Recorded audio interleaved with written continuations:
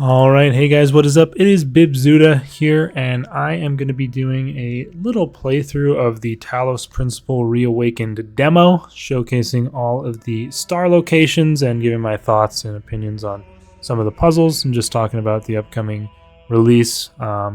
If you haven't seen it, I did do a similar demo discussion and run through for Talos Principle 2, and I did a full playthrough of the Talos Principle 2 and its DLC here on my channel. I know a lot of people that watch my channel are mostly only here for Outlast, so if that's all you're interested in, then feel free to ignore this video. I am going to be doing a full playthrough of this when it does come out, including listening to the developer commentary, which I'm honestly really looking forward to. But again, if you're only interested in the Outlast, you can go ahead and skip this one if you'd like.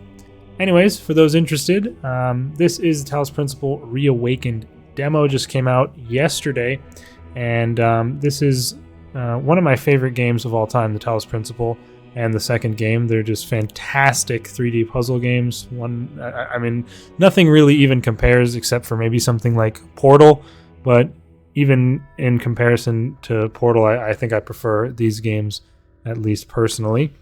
And yeah, I played the original. I've played it through 2 or 3 times total over the years, and I also played the VR version as well. And that includes obviously the DLC, which is called Road to Gehenna.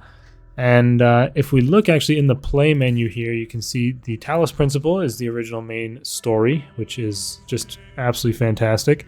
And then you have the Road to Gehenna DLC, which is absolutely amazingly done, and honestly just both of the DLCs for these 2 games are just incredible. Some of the highest quality added content I've ever seen.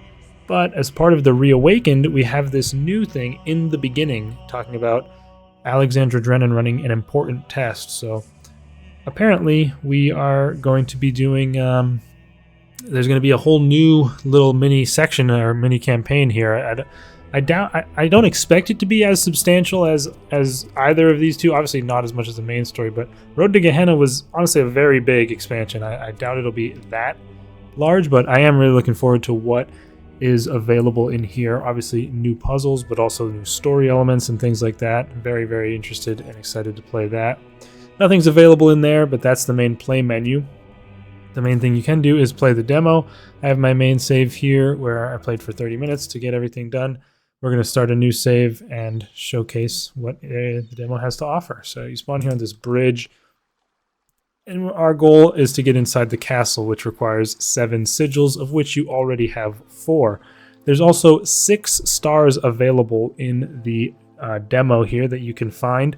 And unlike the Talos Principle 2, where I think they did take a bit of a step back as far as the stars were concerned, they were less interesting and less complex. In the Talos Principle 1, the stars were very difficult to find a lot of the time, and even sometimes when you found them, getting them was no small task either. Also, I want to mention, apologies if the volume is a bit low.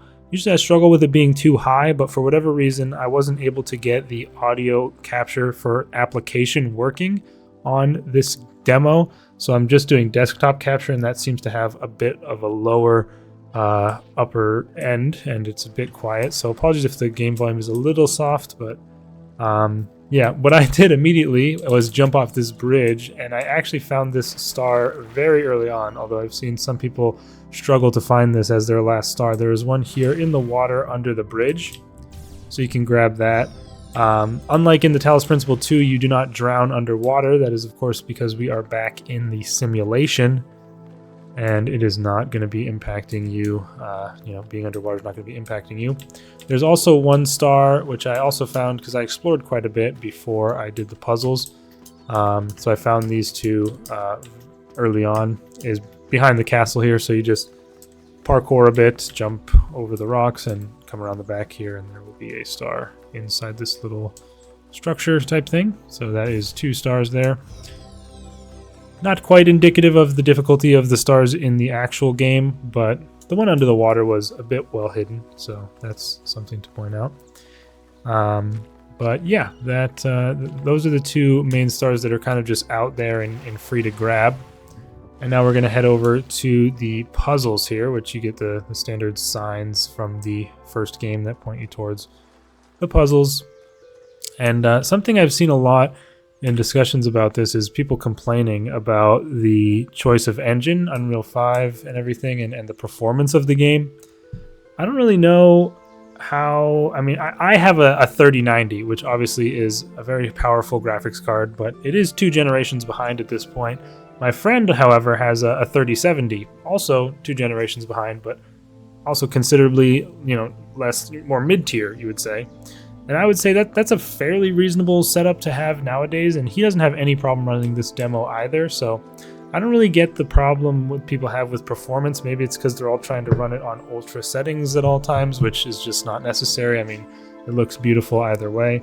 Maybe the optimization isn't the best, but I don't really see that as a super important point, given that it seems to be runnable. I mean, maybe if people are still on like, a 2060 or even the 1000 series of NVIDIA, I don't know the equivalent AMD, but that's just a strange criticism I've seen. And then there's also people that act like you should get this for free if you have the original game. I mean, there's plenty of remasters and stuff like that out there these days that cost full price. So, and I think if anything, Crow Team deserves more money than most studios, given how cheaply they've priced things and discounted things in the past, including things like their DLC. But anyway, those are just my random thoughts on that. We'll head into the first puzzle here.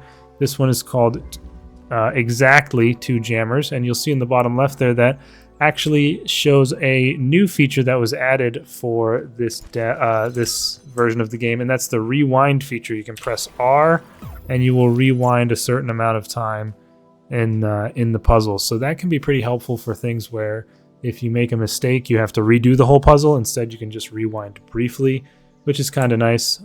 So it's a pretty cool feature. But yeah, this is a very easy puzzle, one of the most basic you can get. You basically have 2 jammers, and the whole concept is, do you know that you can jam it from both sides to be able to bring jammers through to the other side. So it's a very simple puzzle. And then we can get up here to where the sigil is located and grab that. There's also a star in here. This was actually the last star. Oh, let's let Elohim talk. You are risen from the dust, and you walk in my garden. Hear now my voice, and know that I am your maker, and I am called Elohim. Seek me in my temple, if you are worthy. Chills, man. Chills. Absolutely beautiful. I love Elohim. But yeah, I just didn't see this when I did this puzzle first, and I ended up finding all the other stars first. But you can jump up on this ledge and run along the castle wall here, and you'll find this star tucked away at the top. So not too difficult to find that one, as long as you notice the ability to jump up onto that ledge. Now we come out of this puzzle here, and we see this computer sign has showed up. It's a bit glitchy looking. And if you know anything about the original game, that is going to be from our good friend Milton, the deceiver in the system. And the signs lead you over to this computer, which would already have been here if you came originally.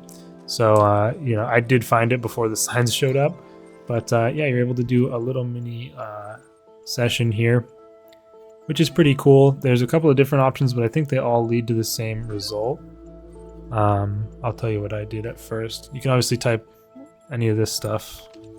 It doesn't matter, and none of these will have any effect until you type help. And then there's certain files in here that you can read if you want. They just they have these on almost all the computers in the normal game. I'm not going to read them for this, but you can run the MLA, and they give you the set variables for your account, and they say I have slow puzzle solve, which I think is just completely egregious that they would have said that to me. Program mode is demo. And yeah, you can type these things, string set mode, demo. It's already in demo mode, but you can try and set it to gold, which would let you play the main game, right? Let's try and do that. But it says here, changing mode will reset all progress and restart the program. I hit no for this on my original run because I didn't want to restart, but that doesn't actually have any impact. It just restarts the program within the console here, and then you talk to Milton here. It says that if he lets us start over, he'll have to let everyone do the same, and then we'll be here all day. So what? I've got nowhere to be. At this very moment, you could, unlike me, elect to walk away and apply your life to any goal you can imagine. Why should I do anything whatsoever? I need to know if this is representative of the full experience. Perhaps this is the full experience. That's true. Could be. Just what is it you think is going on here anyhow? I'm escaping this place. Oh dear, no. I think I will have to... And then, yeah, he restricts your access. What is the Talos principle? Oh, he actually lists some stuff here. Interesting. Talks about the game itself. And yeah, then he locks you out of the system and you can't interact with him anymore. I said no, and he was like, why did you not reboot the system? And I said I had a fear of the unknown, and he berated me for that. Just classic Milton stuff. Absolutely love the console interactions. And the way they expanded them... Think I know not the deceiver slithering through the hidden words. His wisdom is hollow and born of despair. Do not let him tangle you in his webs of delusion. I will not let him tangle me. Faith in me, and his petty illusions will fall away like nightmares in the morning's light. I have ultimate faith in you, Elohim. Thank you so much. But yeah, the way they modified the console interactions to work in Road to Gehenna was nothing short of brilliant, in my opinion. But yeah, that's a cool little thing you can interact with. Let's move on to the next puzzle here, which is Imprisoned Power Source.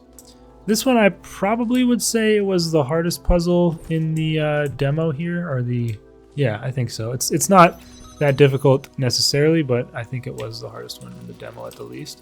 So we jam the door to get through, and then of course you can do the good old jammer trick to power the door from this side, jam the door from the other side, and then you get through with the jammer and your current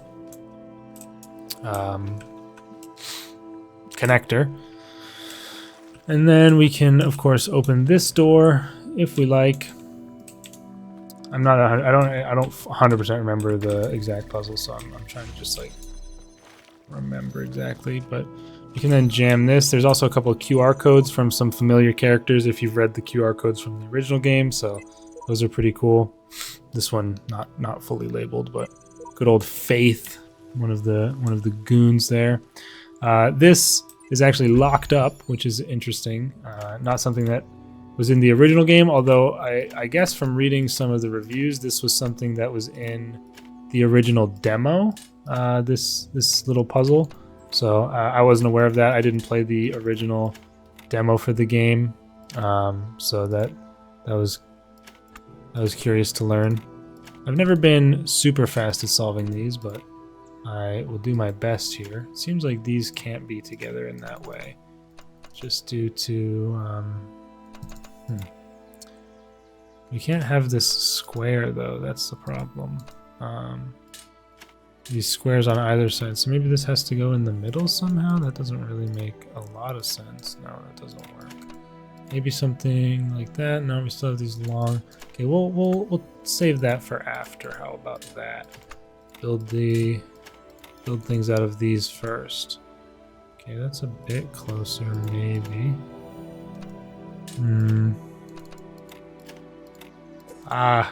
This is just a classic that happens all the time here. Maybe we need to swap things around in some specific sequence. No, that doesn't work. Again, having this thing starting things off is just a recipe for disaster. And there we have it. Alright, freed the blue power source. And then of course you can come down here and see you need the red to get out of there. Or to get done with that. So what we can do, of course, is jam this to bring our connector through once again. And then jam this, open it with the connector, and jam that again. And was there another connector down here? I forget. No, it appears not. So we just have to bring this all the way through.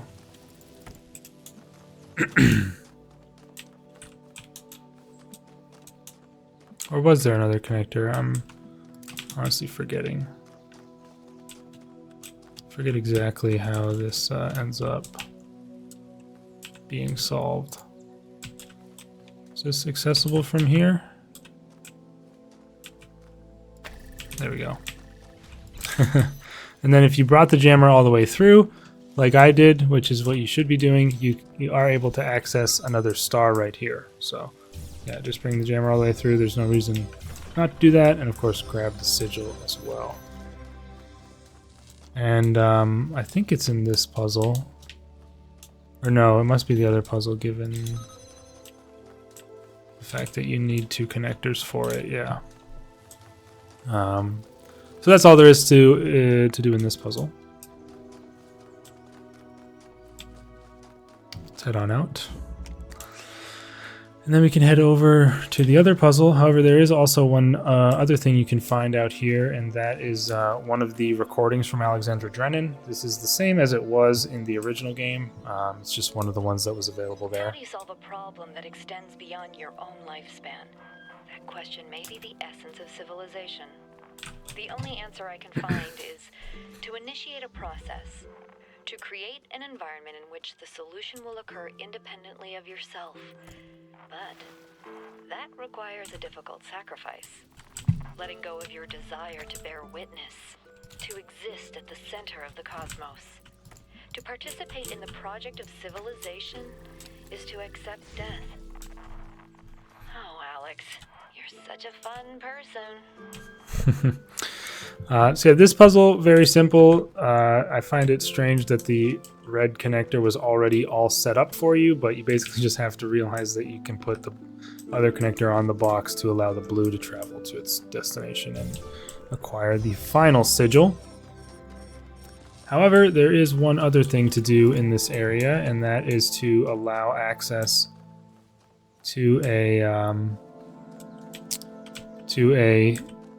red laser for this connector or this receiver outside. So that's the one. This is one star that is definitely more reminiscent of stars from the main game.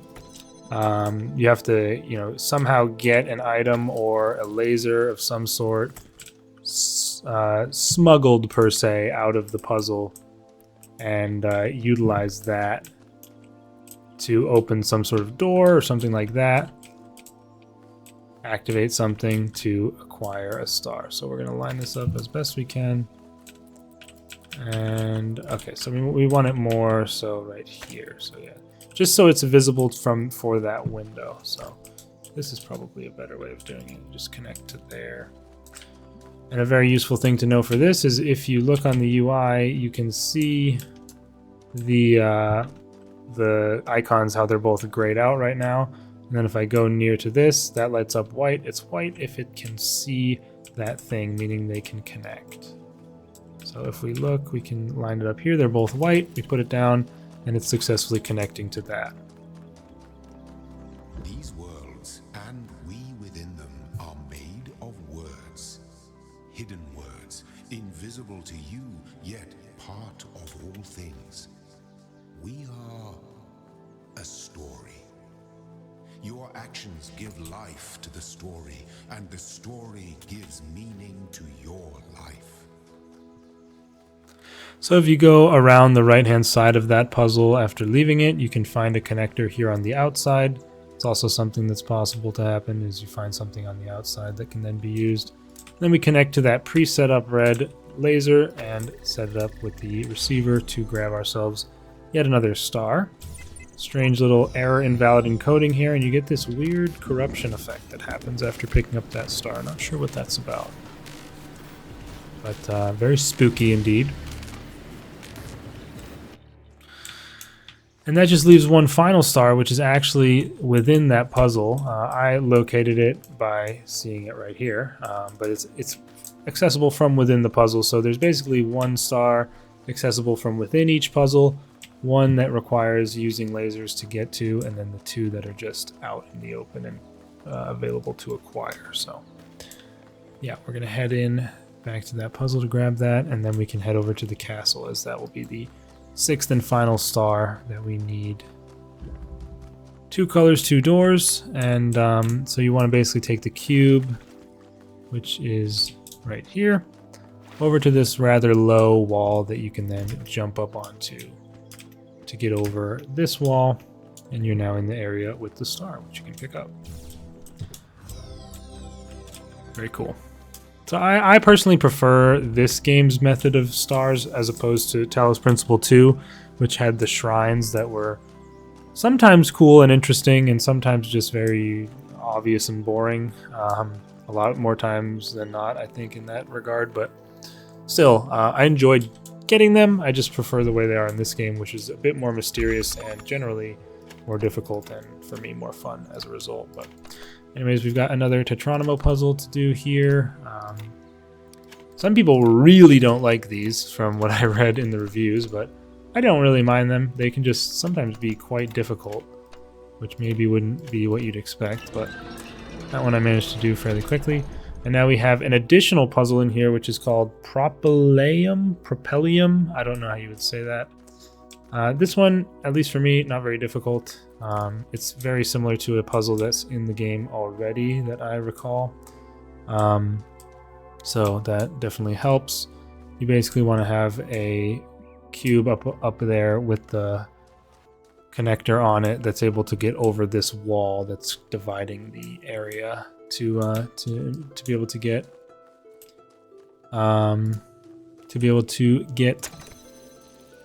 the laser to the connector. Sorry, I'm being a bit silly here, but yeah, we can grab this fan out of here, and then that allows us to back this up to connect it there and use the fan on the button to acquire the cube. And you can also use this cube to acquire another cube, but you don't actually need that. I assume they intended for people to use that cube to hold this button down to keep the thing connected and levitated, but something you would probably know if you'd played the original game is you can just connect it to the source directly here. And then once you open this and get it powered to the fan, it will stay in the air even if you close it off because it's going over the door. So that cube actually not needed, which is rather strange, but maybe there's some secret with it that I'm not aware of. But that leads us to this portal, which takes us into one of the halls of Elohim's temple. You have come far, my child, succeeding where so many before you failed. The road before you is still long and many gates remain closed. Do not falter, do not fear, and do not give in to temptation. Yep, so this is basically the final area of the main game, if you're not familiar. Section C. Also, you can see on the sign here that we acquired all of the sigils and all of the stars. All of the other areas are blocked off with these gates. I guess they learned their lesson about having puzzles inaccessible, quote unquote, but you could still get into them. In the Talos Principle 2 demo, I had a whole video where I exploited that fact and was able to get inside of a lot of the puzzles before the game came out. You're able to end the demo by going through the big door there, but there's an extra area over here to the right which has a star on it that you're able to access, and if you have all 6 of these stars, you get another Tetronimo puzzle here to solve that will give us access to an additional area, or an additional puzzle at least. So yeah, let's get solving on this one. I don't fully remember these, but yeah, that works out. And that lets you get to this portal, which is loading here for a second. It's basically just to show off the new play button. It's called The Secret of Recording. It's a very weird open concept puzzle where you have this blue door, which is opened with a button, but you can literally just walk around it. So it's kind of funny that in that regard, it's just like open on this island, but they made a really, really nice improvement to the recorder. A lot of people didn't like this mechanic. I still really enjoyed the mechanic, but I think the improvement they did makes it infinitely better, easier to use, and more intuitive. You can basically now start recording, and then whenever you want, you can press E to create a pause point, of which you can make 20 total, as you can see in the top left. And then whenever you hit the play button to play back your recording, at each pause point, your character will stay in place, with whatever they were doing, and then you have to press E to continue the playback. So how it worked before was you kind of would have to sometimes just wait around for an indeterminate, arbitrary amount of time and hope it's the right amount of time for you in the real version of you to get done whatever they needed to do. It was very abstract and kind of annoying sometimes when it didn't work out the way you had expected. But now it is just very, very easy to make it so that you go to a place and you know that you're going to need to do stuff while the clone of you is standing in that place. You just make a pause point, and then whenever you're ready, you can have it advance. So it both saves time in having to wait and makes it more intuitive and easy. So I really like that change. But anyways, we can do the puzzle now, which is pretty simple. You can just connect this to the blue, and then start the recording. Come over here, stand here, create the pause point. Otherwise, I would normally have to wait there and just be like, I don't know how long I need to wait.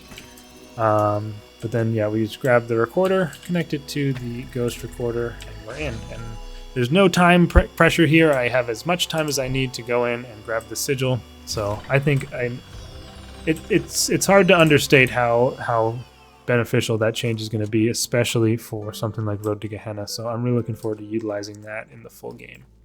But yeah, that's pretty much the only point of this puzzle, as far as I understand it, is to get that.